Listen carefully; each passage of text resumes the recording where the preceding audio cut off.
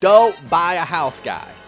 Do not buy a house in 2022. My name is Orlando and welcome to my channel. We are going to talk about why you shouldn't buy a house in 2022. And we're going to talk about the reasons why. If this fits in your deal that you're looking at, avoid the house at all costs. Okay, guys? So let's jump into it. So we know 2022, the housing market is the time for people to buy is coming back up, right? It's about to get warm outside. Spring is about to hit. Everybody knows the houses will be back on the market. So are housing prices gonna go down? Are they gonna crash? Are they gonna still be up? Are they gonna be higher than they were before? They're probably gonna be higher. They're gonna be higher. Actually, the actual percentage from Zillow, and you know Zillow, right? But let's just use their percentage. They're saying it's going to be 18.5% higher than it was last year to buy a home. If that is the case, guys, what is my number one rule? Let's say it all together. Do not overpay.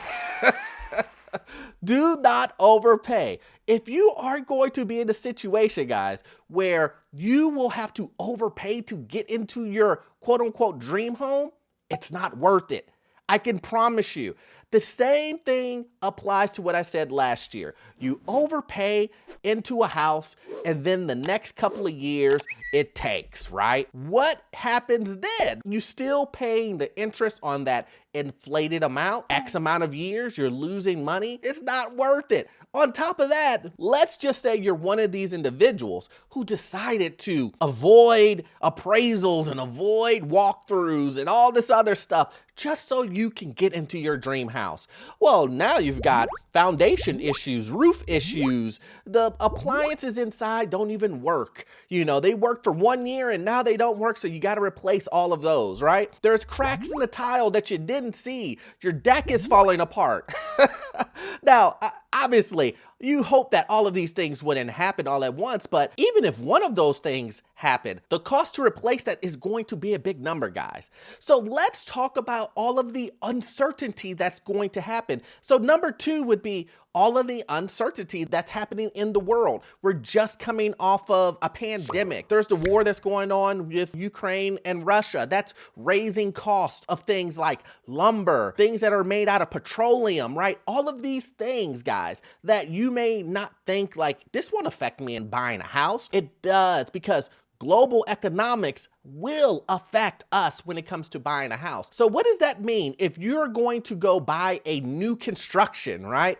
New construction, how much extra is it gonna cost that developer to build that house? Now that prices are sky high for everything, wood, flooring, wires, copper, roofs, all of these things are so much higher now because of the global economics that we have going on, along with the constraints from the pandemic and shipping and all of these things that you guys have seen all over the news, right? So if all of these things are skyrocketing the price of a home by, let's just say 50%, who is the developer going to push that cost over to?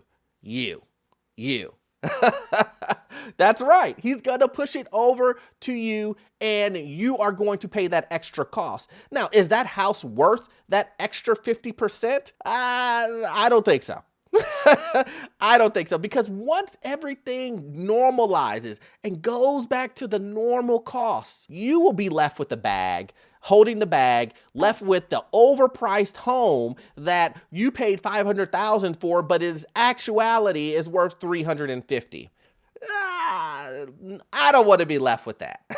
I don't want to be left with that. Number three, competition, guys. I'm going to say competition / inventory. Let's do that. So competition is going to be heavy this year. People are going to be overpaid, all cash. I don't even want to look at, I'm going to buy the house, blindfolded, I don't even want to even speak to the seller. Just tell them to leave. I won't look at the property. I'll just look at pictures and I'll buy the property for $200,000 over.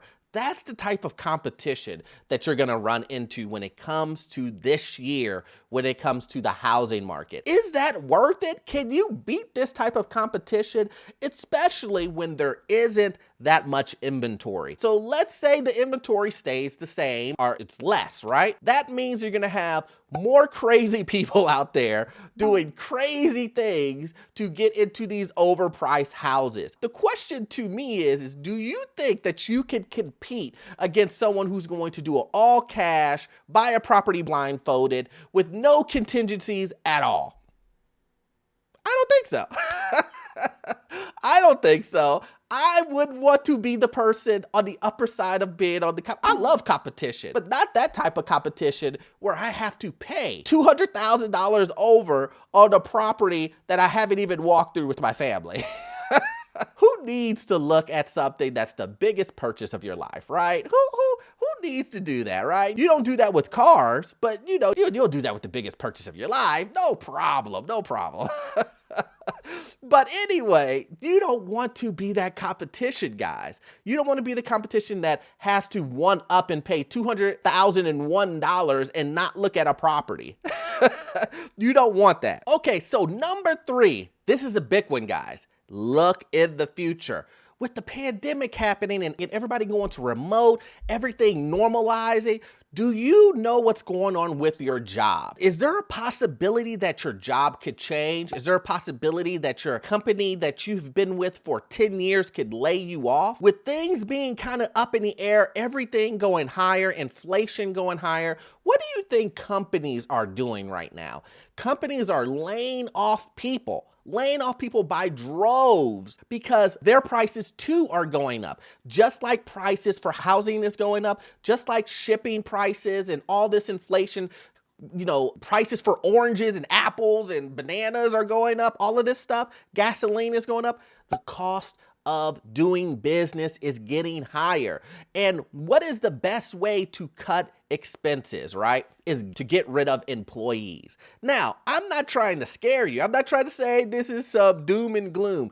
It's just having more information at your fingertips to make the right decision. So if you are in an industry that, you know, that's kind of teeter-tottering right there, that you may think could get replaced, or you think that they can do less of, or you see that the company is straining and stressful going through this rough time, you may want to think about buying an overpriced home, right? An overpriced home. We're not talking about a regular price home. Overpriced home that possibly could have a bunch of issues because you decided to get rid of contingencies, appraisals, and all this other stuff, and you being stuck with this high mortgage. I don't want to overload you with information, but we also know interest rates are going up. So that good, sweet 3% interest rate that you guys want, or that you're seeing and you're salivating over, that is going to be gone. We know interest rates are going to be going 7, 8, 9. That's what they're saying times as far as increases go. So by the time that you turn around and get a home, I think interest rates are up from 3 to 4 now, and they're probably going to go up from 4 to 5 to 6 or something around there. 5.5. Let's just say 5.5. Can you afford a 5.5% on $400,000 and $500,000 home on a job that is kind of shaky, that you don't really know what's going to happen? Or would you rather wait, give it a year to see if everything kind of pans and shakes out before you decide to buy that home? I'm going to go with the wait portion, right? I would like to see everything kind of smooth out. I know a lot of you guys are thinking, you know, I want to get into this real estate market, my first home, and buy it. You really have to look at everything. Well, I also do want to say, guys, there's two sides to this. If you see a deal, it's a deal, guys. You know that this property is worth X amount of dollars. You're not overpaying. You know, you get to walk through the property and you actually win the bid for it. Go for it, guys. Take advantage of the rates low because they will go higher. So you want to take advantage of that, but only if that is the situation for you. If you feel that this is a great deal, this is the best deal that you possibly can get, and maybe there's a certain situation where you have to get into a home. I don't know what your situation is, but make sure you do your research Make sure you look at what prices are going for all the other properties. Make sure you look at what the people bought it for. Make sure they didn't buy it a year ago at 300 and sell it for 500 the next year. You know what I mean? Make sure you do all the proper research. How much money are you going to be paying with new interest rates? Is your job secure and stable? All of those things. If all of those things work out in your favor, by all means, go for it. It's your decision at the very end of the day to make the best financial decision for you. Not me, but for you.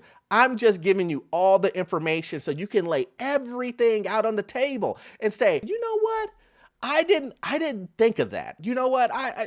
I'm so happy he brought that up. That puts a new spin on it and also makes me think a little bit deeper if I want to do this. That's all I'm trying to do, guys, is give you the information to lay it out on the table and make the best decision for you. So hopefully you got value out of this content. I'm gonna need you to watch this next video here. It will help you get into your first rental property and learn all things financial, guys. And also check out in the description our membership program. I'll see you guys on the next one. Thanks.